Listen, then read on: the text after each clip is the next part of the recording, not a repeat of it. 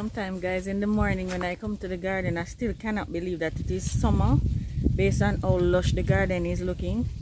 Usually, guys, I'm on YouTube for 1 year and a couple of months, but I've been doing gardening for a while. Guys, if you're new here, my name is Marie. To my oldies, welcome back. Welcome to my channel if you're new. My name is Marie and I garden mostly in containers because we live on the rock, solid rock, guys. So I don't have much choice but to garden in containers.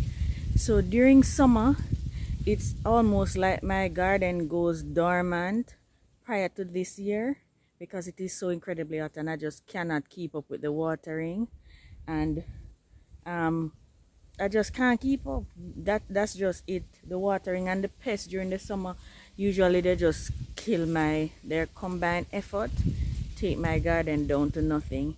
So I am so elated and excited. I don't know how to put it into words about how my garden is doing now. And guys, it didn't just happen. It's due to effort, studying how the plants react, how they survive in the conditions, and then just changing some of the things I do to keep the plants. And most of the plants has to be treated differently in order to keep them surviving throughout the summer months. And guys, I'm going to share some of those with you. Some of the things I change, how I feed some of the plants, how I water. I'm gonna just share some of the basic things I do to just keep the garden going and literally just exploding with growth and productivity.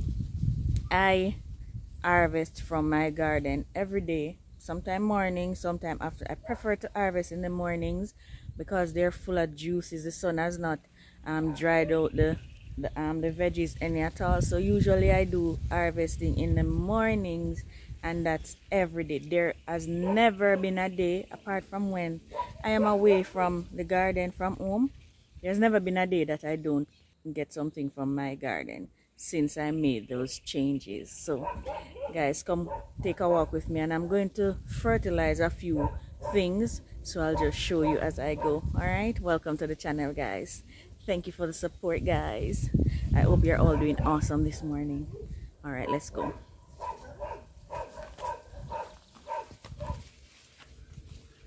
I'm walking around with my mask in hand because I'm going to use it shortly to handle my Ratbat manure. I'll get to that shortly, and I'll also get to these corns. They're producing now. They have on ears on there. I'm gonna get to those shortly, but let's talk about this eggplant. How do I keep this eggplant looking so good and producing so well?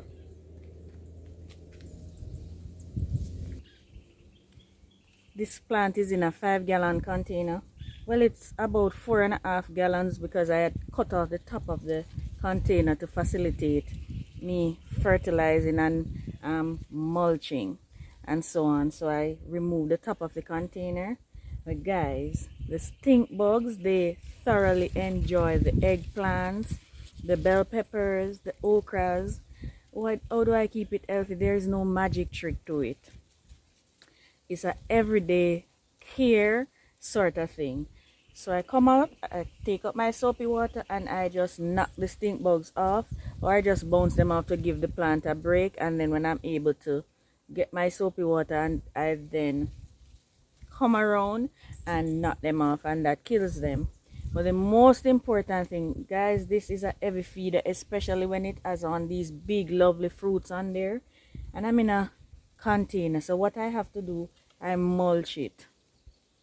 This is a literal deep mulch garden in a container. The mulch is about here. Try and show you closer. So this is a container and the mulch is about to here. This is where I'm sorry you couldn't see it clearer, but this is where the soil literally stops, and then the mulch comes up to the top. So there's a thick layer of mulch on there, and what I use to mulch is chicken manure along with sawdust or wood chips. Yeah, so that is how I keep the eggplant and this section of the garden mostly. I keep it, what should I say, producing, and keep it plant healthy by just daily inspection, getting rid of the bugs, and keeping it mulched and watered. That way the water stays in the container a little longer for me, and the plants manage to go through the day. And it's doing awesome. And now it has about 1 million stink bugs on there that I need to take care of.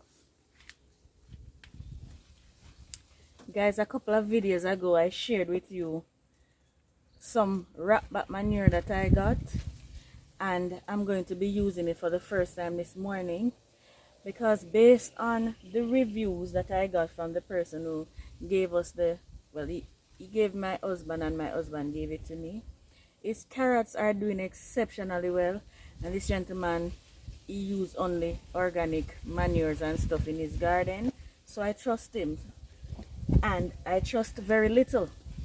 So I'm going to be placing some of that Ratbat manure on here, but I need to put my mask on and gloves before handling, because it might, not necessarily, have infectious spores that we don't want to breathe in and get any lung infection or respiratory infection. So it's better to be safe.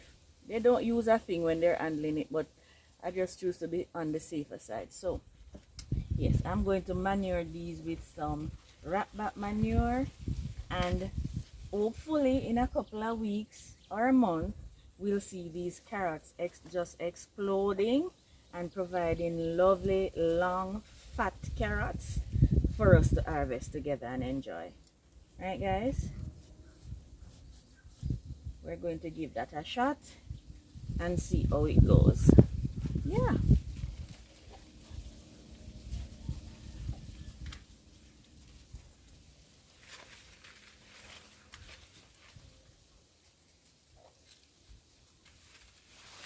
So guys, I'm getting the fight of my life with ants on these corns, but they're still producing. I'm seeing where the ants are making a nest on the root of the corn.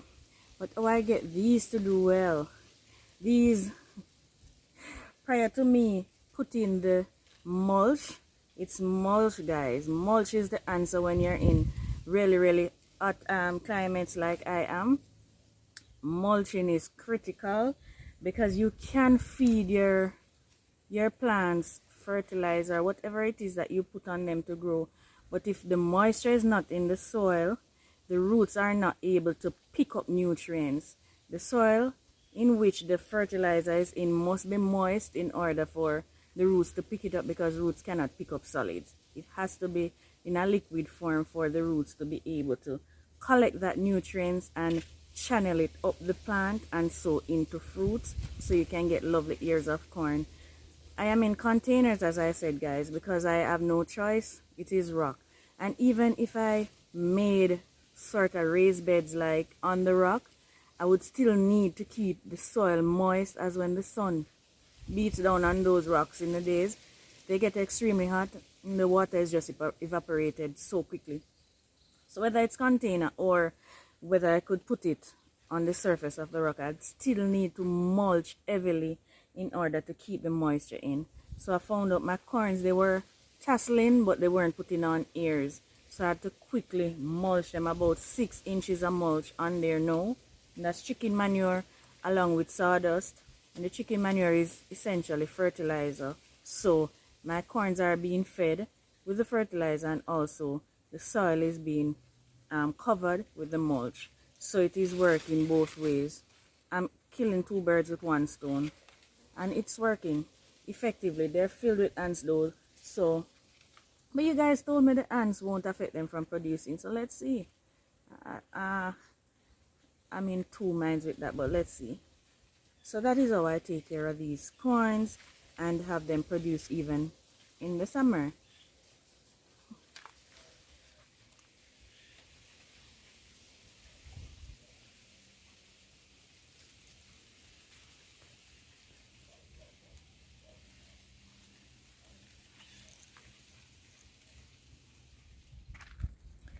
Guys, the summer and pest work hand in hand. So each day, my butternut squash almost has no leaves now, but it doesn't matter because the fruits are almost ready to be harvested. I have to pick off these pests every day, and sometimes I just take off the leaves and everything. Same story with there.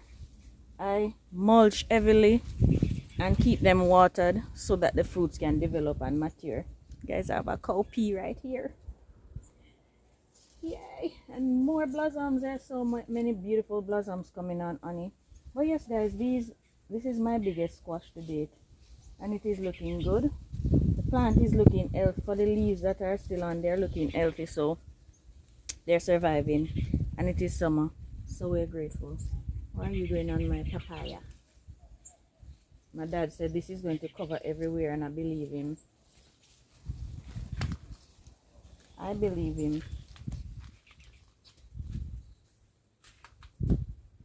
This right here is my chocolate habanero.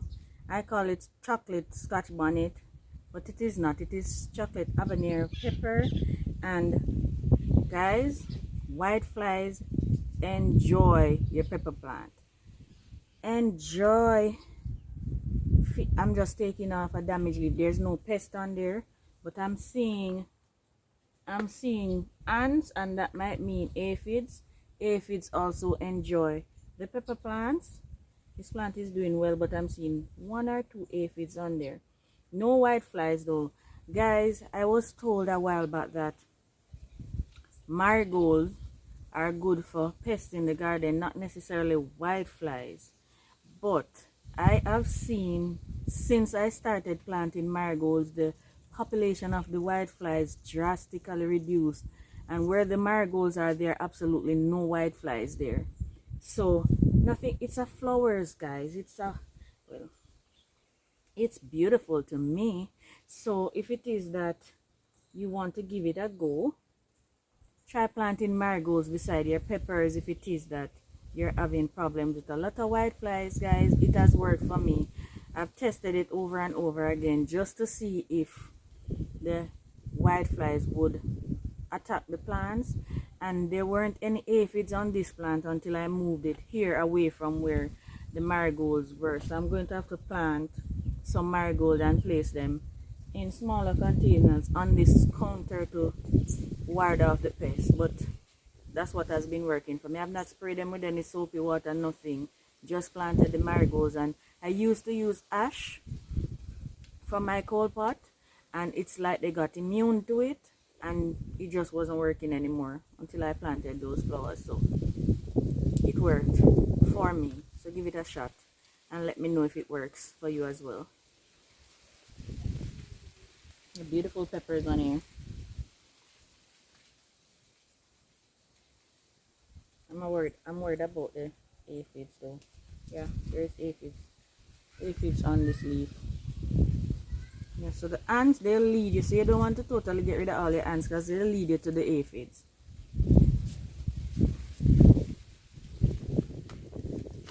Almost all of my leaves off of my butternut squash here is gone. The worms just eat it all. Right here, I have 3 broccolis growing. Guys, broccolis are a no-no in summer here for me. And I just cannot believe that these are doing so well. They are just doing absolutely fantastic. And I have a little pepper plant, hot pepper plant in the midst of them. They're doing incredibly well. Here's a little pepper plant in the midst right here. Broccoli is a cool weather crop, guys, as I said. So when you see it doing so well, it must be that I'm doing something differently, and it's the mulch. I got distracted because there's a frog poop in here. The frog slept in here, so the frogs also like the moisture. But when I look in the frog poop, there are so many bugs, so they're helping me with the bugs in the garden. But boy, I can't stand those little creatures sometimes, man, because they scratch out my little seedling. But these are big established seedlings, so the frog won't affect them negatively. They're helping me with the bugs. There's so many little bugs in that poop right there. Ew. Ah.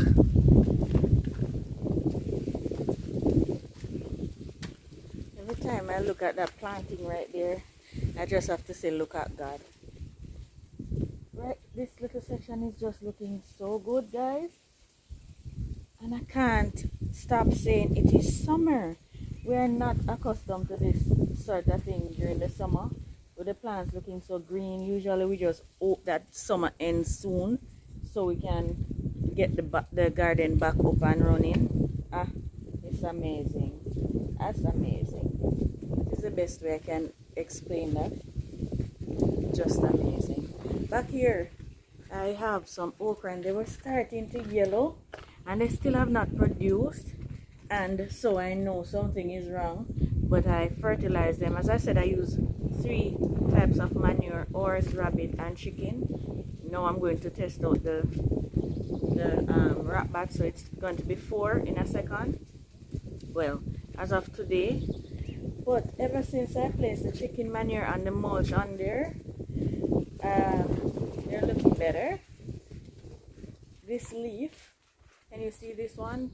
That is from sunburn. That's how hot it is during the days.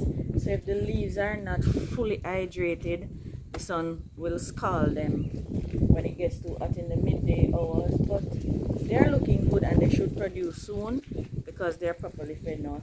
Once you see the leaves that green, you know they're getting enough nitrogen from the soil. I'm not sure if they need more nutrients in order to fruit. I'm going to have to do more research on that. Right here, these are my onions, and if you take a look a little closer, then they're starting to get fat and really nice. And this white looking mulch that you're looking at, it is actually dry leaves from my lignum vitae tree. So my lignum vitae, whenever we pull it, we just put the leaves in one area, and when they fall from the branches, we use them to mulch, mainly the onions and the strawberries. So that's what you're seeing on there. And there is rabbit manure and chicken manure in there, and they're looking good. I'm just going to continue to feed them with that and keep them watered, because onion has such a high water content. It needs to be watered in order for it to develop those bulbs, and those bulbs are what we want, right? Yes, that's what we want.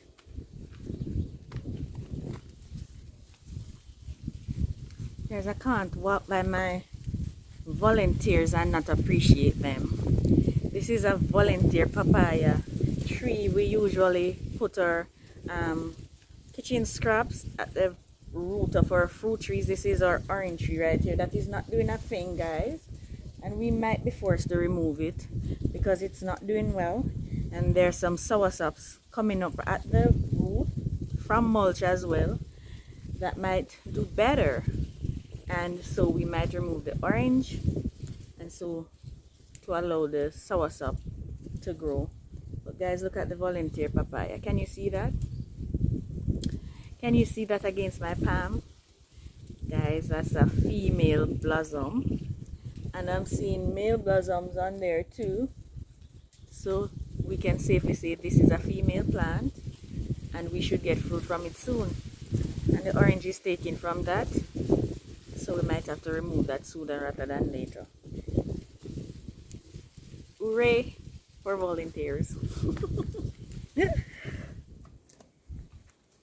Guys, that is a black cane, or we call it soft black, but one of you told me it is Suki.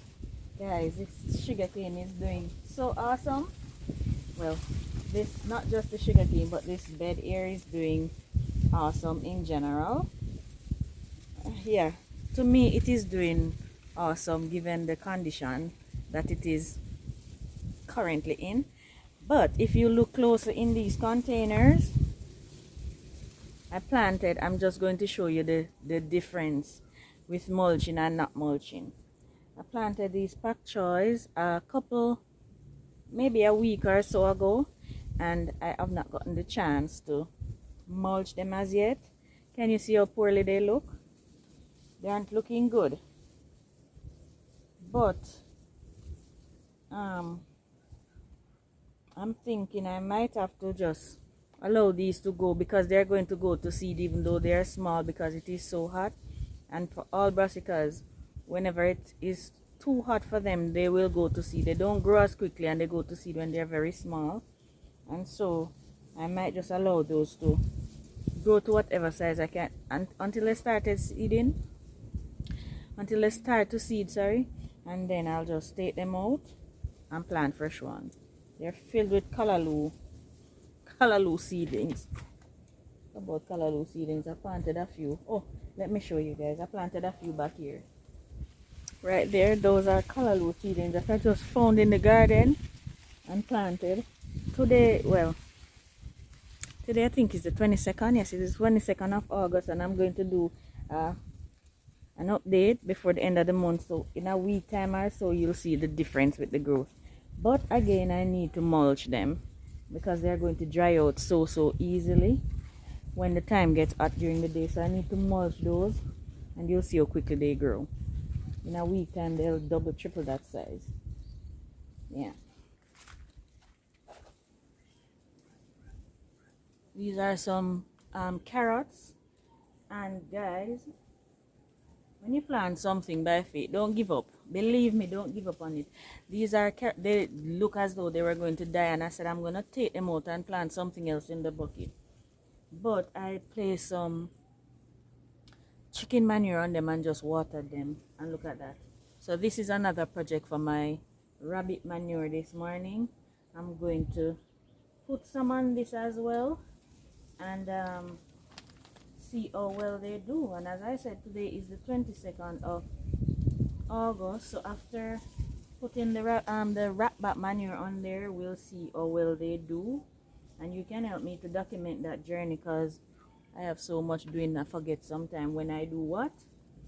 There's so many aphids on this bell pepper. I'm going to spray them off with the hose when I'm watering and see if I can get rid of some of them. I won't get rid of all, but that's just what I have to do every morning to get rid of some of the aphids. Can't get rid of all of them, but I have some ladybugs in here helping me out. This stand here is just looking beautiful. I am so proud of these scallions, guys. I use these every day. These peanuts were getting yellow. There's still a few yellow leaves on it, but for the most part it is not looking bad. I have a thyme growing in here, guys. There's just so much going on right on this stand, and I'm super proud of it.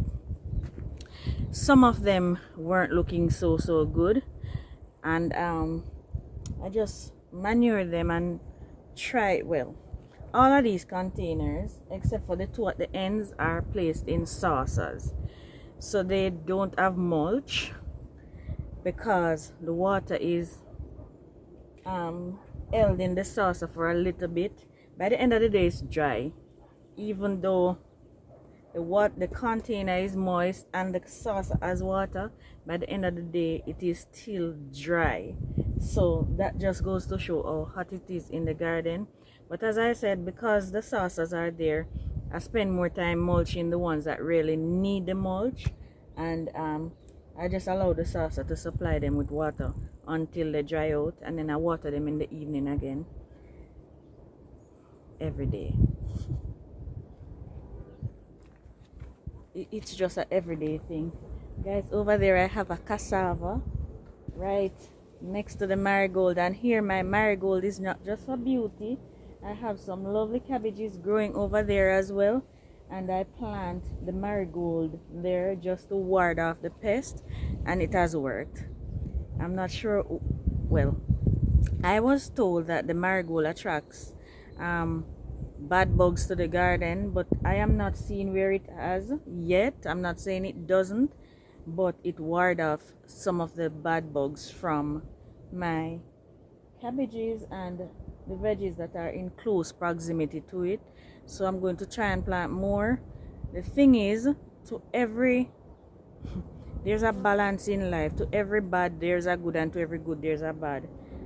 If you're planting in soil, this marigold will reseed itself and take over your entire garden, but it is easier for me to handle and manage because it is in containers. When it falls on the rock, it does not grow. So it has its advantages and disadvantages, but it has been working, and it has been working very well for me. So I enjoy having my marigolds, the bright vibrant yellow color, orange color, It's so pretty in the garden, and it is working for me when I'm not able to be out here working.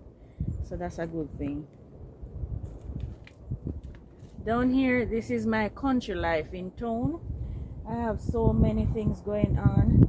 I have peanuts here. This right here, I'm gonna take you in closer so you can see. This is another carrot container, and I'm going to be placing some Ratbat manure in there as well, so the fruit, the tubers, can develop and give me some, because I'm seeing development already, but I need them to fatten up. Yes, as I was saying, down here is my jungle, and I have so many things going on. I have dasheen. In the dasheen containers there are peanuts as well. I don't think that was a good idea. I wouldn't do that going forward, because right now I need to mold up the dasheens, and the peanuts are in the way because they're going to be ready before the dasheen. I have yams, I have corns going on down here. Down here is just so lovely and productive. The peanuts are producing like crazy. So many peanuts in here. Guys, I just can't wait for that harvest. I need to harvest that with you guys, and I just know it's gonna be good. I just know it. On this what you call this stand right here, guys, I harvest some of the most beautiful peppers and cabbages from here. There's a truck passing, guys, sorry. Some of the most beautiful veggies from here, and guys, for the most part I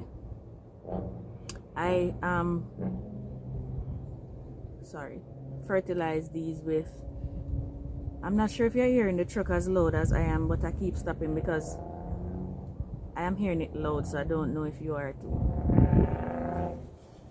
Right, so guys, I fertilize these with manures, but as I said earlier in the video, you have to study your plants and notice what do well with the individual vegetable.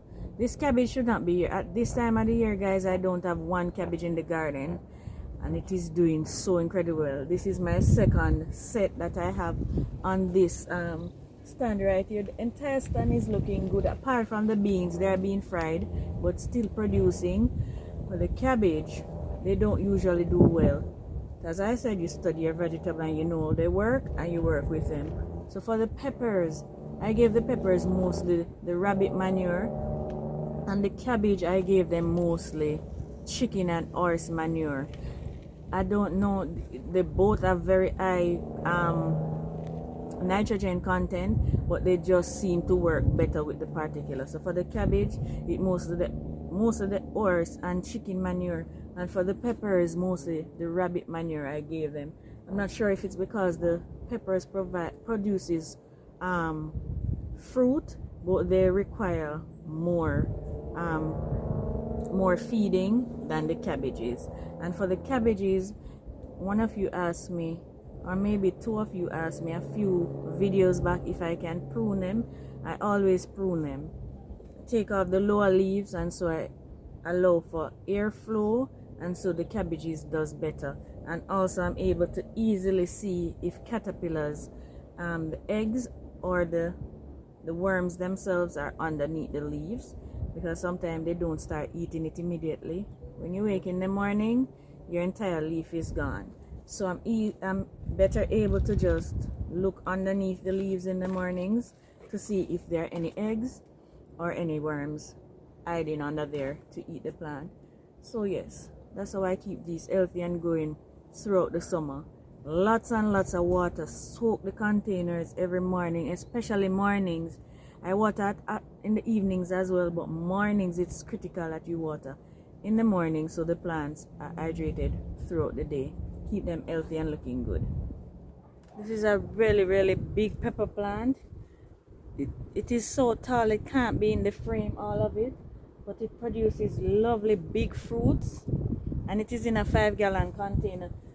Had I known poblano pepper would have been this big, I probably would plant it in one of the half drums, because this is the pepper plant that suffers the most during the day. It dries out so quickly and it doesn't have a saucer. So guys, even though I will mulch this one, provide adequate feeding, adequate water, it still suffers throughout the day, but when I water again in the evening, it just comes back up and it continues to produce. The fruits aren't the biggest. The ones at the bottom look as though they're gonna be bigger, but it still produces. So I'm learning as I go. I wouldn't plant a poblano back in a container like this. I'd probably put 2 plants in one of the big blue drums, and I think they'll do better there. So as you go, you'll learn about your plants and you provide better conditions for them to thrive in. Yeah, so gardening is a lot of work, but it is so rewarding, guys. So worth it.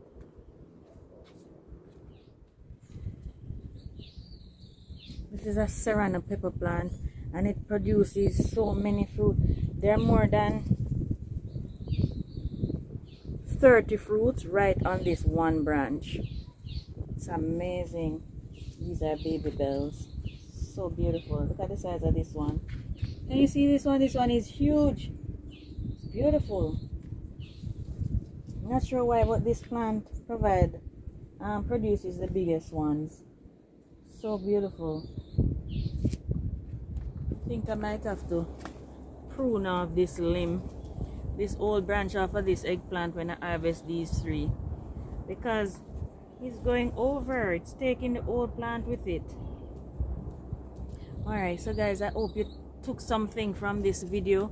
So it's important, the point to take away from it is that it is important to study your plants and your garden, see what do well in what condition, and just try and make it as comfortable as possible for your plants to survive. In the summer it is difficult, and you might feel like you want to give up on your garden if it is that it just, no matter what you do, it keep dying because of the extreme heat. But don't give up, because right around the corner it's going to be fall, cooler season coming. Yeah, is it fall, then winter, then spring? Yeah, I think that is it. And my brain don't function too right sometimes. Yeah, so it is gonna get cooler soon, and I can only imagine how this garden is going to do when it is cooler. Even though cooler season come with a lot of challenges, we don't struggle with powdery mildew during the summer months because it's so hot, but then as soon as it gets cooler and wetter, then we have that to contend with. But then we don't have some of the insects that bother the garden during this. So each season come with its own challenges. Point is, guys, don't give up on your garden. Continue to plant your food, continue to fight with those pests and insects and critters, those squirrels and groundhogs and all of those stuff that affect your garden. Continue to fight with them. Don't give up on your garden. Okay, guys? All right, thank you so much for joining me. Appreciate you as always. Appreciate all of the encouragement, your comments and your shares. We appreciate them. Please continue to like and leave your comments, and please continue to share the videos, because if you enjoy them, if they help you, chances are they'll help somebody else, right? So thank you so much. All right, take care, guys. Bye bye. I'm going to have to do something with you, big guy. You are beautiful. You are beautiful. Oh my word, look at ants.